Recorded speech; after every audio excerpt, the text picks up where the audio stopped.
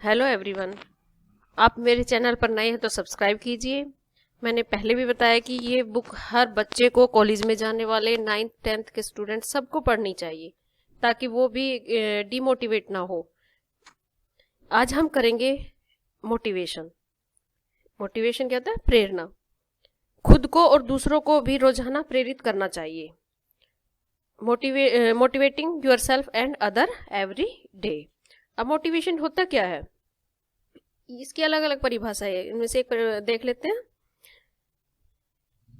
प्रेरणा हमारी जिंदगी की गाड़ी को आगे बढ़ाती है। यह सफल होने की इच्छा से आती है। सफलता के बिना जीवन में कोई गर्व नहीं है, आनंद नहीं है, उत्साह नहीं है। वह चाहे घर हो या दफ्तर हो, जिंदगी की गाड़ी एक पंचर पहिए की तरह हो जाती है जो झटके खाती रहती है। प्रेरणा की सबसे बड़ी दुश्मन आत्मसंतुष्टि है। आत्मसंतुष्टि मायूसी को बढ़ाती है, और जब लोग मायूस हो जाते हैं तो हौसला छोड़ देते हैं, क्योंकि वे यह नहीं जान पाते कि जरूर क्या है। प्रेरणा कैसे काम करती है? Motivation, how does it work? कैसे काम करती है प्रेरणा? एक बार जब इंसान यह उसूल समझ लेता है कि प्रेरणा देने वाला खुद प्रेरणा कहाँ से पाता है, तभी वह लक्ष्य को प्राप्त कर दूसरे को प्रेरित कर सकता है। ये बाहरी प्रेरणा क्या होती है? बाहरी प्रेरणा बाहरी चीजों से प्रभावित होती है, जैसे पैसा, सामाजिक मान्यता, यश, डर। बाहरी प्रेरणा के कुछ उदाहरण है।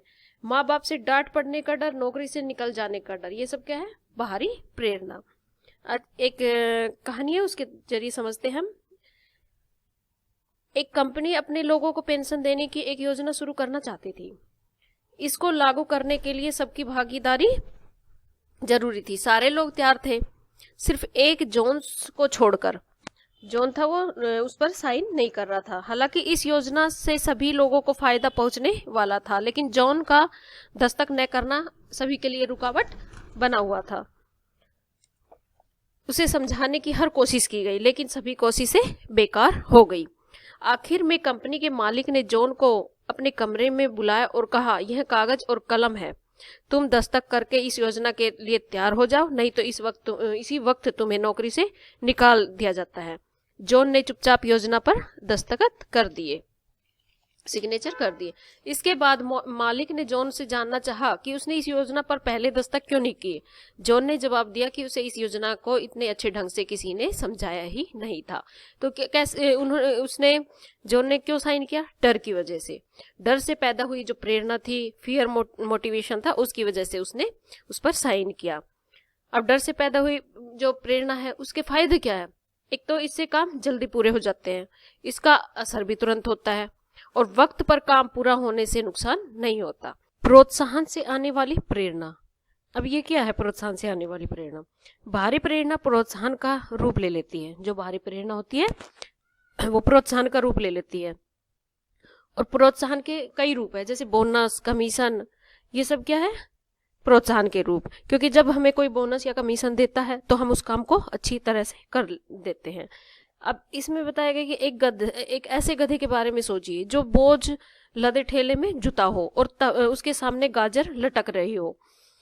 उत्साह देने वाली प्रेरणा यहाँ तभी अपना असर दिखा सकती है जब गधा भूखा हो, गाजर मीठी भी हो और वजन कम हो। बीच बीच में आपको गधे को थोड़ी थोड़ी गाजर खानी देनी पड़ेगी, नहीं तो उसका उत्साह ठंडा पड़ने लगेगा। गधे का पेट भरने के बाद उसके फिर भूखे होने का इंतजार करना पड़ेगा ताकि यह ठेला खींच सके। ठीक यही बात हमारे बिजनेस के माहौल पर भी लागू होती है। जैसे ही सेल्समैन अपने बिक्री का कोटा पूरा कर लेते हैं, काम करना बंद कर देते हैं। इसकी वजह यह है कि उनकी प्रेरणा का कोटा पूरा करने तक सीमित होती है। ऐसी प्रेरणा बाहरी है, अंदरूनी नहीं। हम सब प्रेरित हैं या तो सही रूप से या गलत रूप से। अब एक कहानी है उसकी। हम सभी प्रेरित हैं या तो सही रूप से या गलत रूप से, क्योंकि एक व्यक्ति जो काम कर रहा है, जो दूसरे उसको सुन रहे हैं, तो उसका सबका नजरिया अपना है कि उस बात को कैसे समझे। अब एक कहानी है, उसके जरिए हम समझने की कोशिश करते हैं। बहुत ही अच्छी कहानी है, और ये हमारे आस पड़ोस में ऐसी कहानियां देखने को मिल जाती है। टोरंटो में रहने के दौरान मैंने दो भाइयों की कहानी सुनी थी। इनमें से एक भाई नशे और शराब का आदी था, जो अक्सर अपने परिवार को मारता था, पीटता था, जबकि दूसरा भाई कामयाब बिजनेसमैन था। समाज में उसकी इज्जत थी, उसका परिवार भी बेहद सुखी और खुश था।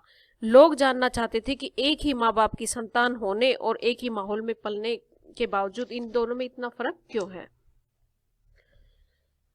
पहले भाई से लोगों ने यह बात पूछी, तुम ऐसे काम क्यों करते हो? नशे के आदी हो और शराब पीते हो, परिवार वालों को मारते भी हो, यह प्रेरणा तुम्हें कहाँ से मिली? उसने जवाब दिया, मेरे बाप से। जब उसने पूछा कि तुम्हारे बाप से कैसे, उसने जवाब दिया, मेरा बाप नशेबाज, शराबी और परिवार वालों को पीटता था। ऐसे हालात में आप मुझसे क्या उम्मीद करते हैं? यही तो मैं करूंगा। लोग फिर दूसरे भाई के पास गए, जो बहुत ही अच्छा बिजनेसमैन था। उससे भी यही सवाल पूछा और कहा कि आप हर काम सही और कैसे कर सकते हैं और आपको यह प्रेरणा कहाँ से मिली? सोचिए उसने क्या जवाब दिया होगा। उसने कहा, मेरे बाप से। जब मैं छोटा था और अपने बाप को शराब पीकर हर गलत काम करते देखता, मारते पीटते देखता, तभी मैंने फैसला कर लिया था कि मैं ऐसा नहीं करूंगा। दोनों अपनी शक्ति और प्रेरणा एक ही जगह पर पा रहे थे, लेकिन एक ने गलत रूप में अपनाया तो दूसरे ने सही रूप में। नकारात्मक प्रेरणा हमें आसान रास्ता अपनाने के लिए प्रेरित करती है, जो कि आखिर में मुश्किल रास्ता बन जाता है। अब इस कहानी से जो भी ये कहानी है कितनी अच्छी है, हमें आस पड़ोस में देखने को ये मिल जाती है और हमें सीख लेनी चाहिए। अभी हमने पढ़ा था बाह्य प्रेरणा, अब हम देखेंगे अंदरूनी प्रेरणा। अंदरूनी प्रेरणा हमारे अंदर से पैदा होती है, जैसे कि गर्व, कुछ पाने का एहसास, जिम्मेदारी, यकीन, ये सब क्या है? अंदरूनी प्रेरणा। इसमें भी एक बहुत अच्छी कहानी है, शिव खेड़ा ने कहानी बताई है, जिससे हम भी सीख मिलती है इससे। तो क्या कहानी है देखते हैं। एक लड़का रोजाना फुटबॉल की प्रैक्टिस के लिए आया करता था, लेकिन वह हमेशा रिजर्व में रहता था, कभी भी 11 खिलाड़ियों में शामिल नहीं हो पाता। जब भी प्रैक्टिस करने आता, उसके पिता भी साथ आते और दूर बैठकर उसका इंतजार करते रहते। मैच शुरू हुए 4 दिन हो गए थे। इस दौरान वह लड़का न तो प्रैक्टिस के लिए आया और न ही क्वार्टर और सेमीफाइनल के लिए। अचानक फाइनल मैच के दिन वह कोच के पास आया और बोला, आपने मुझे हमेशा रिजर्व में रखा, कभी भी फाइनल में खेलने नहीं दिया, लेकिन कृपया आप मुझे आज खेलने दीजिए। कोच बोला, बेटा मुझे अफसोस है कि मैं तुम्हें खेलने की इजाजत नहीं दे सकता, क्योंकि टीम में तुमसे अच्छे खिलाड़ी हैं और आज फाइनल भी है और स्कूल की इज्जत का सवाल है। मैं इस समय खतरा नहीं उठा सकता। लड़के ने बहुत ही रिक्वेस्ट की, सर आज मैं आपसे वादा करता हूँ कि मैं आपके विश्वास को नहीं तोड़ूंगा और मैं आपसे प्रार्थना करता हूँ कि मुझे खेलने दीजिए। कोच ने लड़के को ऐसी विनती करते पहले कभी नहीं देखा था और उसने कहा, ठीक है बेटा, जाओ खेलो, मगर याद रखना मैं तुम्हें अपने ही बेहतर फैसले के खिलाफ इजाजत दे रहा हूँ। स्कूल की इज्जत का भी सवाल है, मेरे विश्वास को तोड़ना नहीं। खेल शुरू हुआ और उस लड़के ने जैसे जान की बाजी लगा दी। जब भी उसे बॉल मिलती वह गोल मार देता। कहने की जरूरत नहीं थी कि वह सबसे अच्छा खिलाड़ी रहा, वह मैच का हीरो बन गया। उसकी टीम को जीत भी हासिल हुई। मैच खत्म होने पर कोच लड़के के पास गया और बोला, बेटा मैं अपनी जिंदगी में इतना गलत कैसे हो सकता हूँ? मैंने आज तक इतना अच्छा तुम्हें खेलते कभी नहीं देखा और न ही तुम पहले इतना अच्छा खेले भी थे। ऐसे कैसे हुआ? तुम इतना अच्छा कैसे खेल पाए? लड़के ने जवाब दिया, सर आज मेरे पिताजी मुझे देख रहे हैं। तो कोच ने घूमकर चारों तरफ देखा, लेकिन उनके पिताजी तो नहीं बैठे हुए थे, वहां पर कोई नहीं था। तो कोच बोला, तो बेटा तुम्हारे पिताजी तो वहां पर बैठे ही नहीं, तुम प्रैक्टिस के लिए आते थे मगर आज तो वह नहीं है। लड़के ने जवाब दिया, सर एक बात मैंने आपको कभी नहीं बताई कि मेरे पिताजी अंधे थे। 4 दिन पहले उनका देहांत हो गया। आज पहली बार वो मुझे ऊपर से खेलते देख रहे हैं। तो ये कितनी अच्छी कहानी है कि हर व्यक्ति को मौका मिलना चाहिए कुछ ना कुछ करने का, और हर इंसान कुछ ना कुछ कर जाता है। अंदरूनी प्रेरणा, जहाँ प्रेरणा की पहचान जरूरी, वहीं सफलता के लिए उसे मजबूत रखना भी जरूरी है। अपने लक्ष्यों को सामने रखे और रोजाना सुबह शाम कोई भी कार्य है उसे प्रैक्टिस करनी चाहिए। प्रेरणा के लिए 2 सबसे जरूरी बात है, एक मान्यता और एक जिम्मेदारी।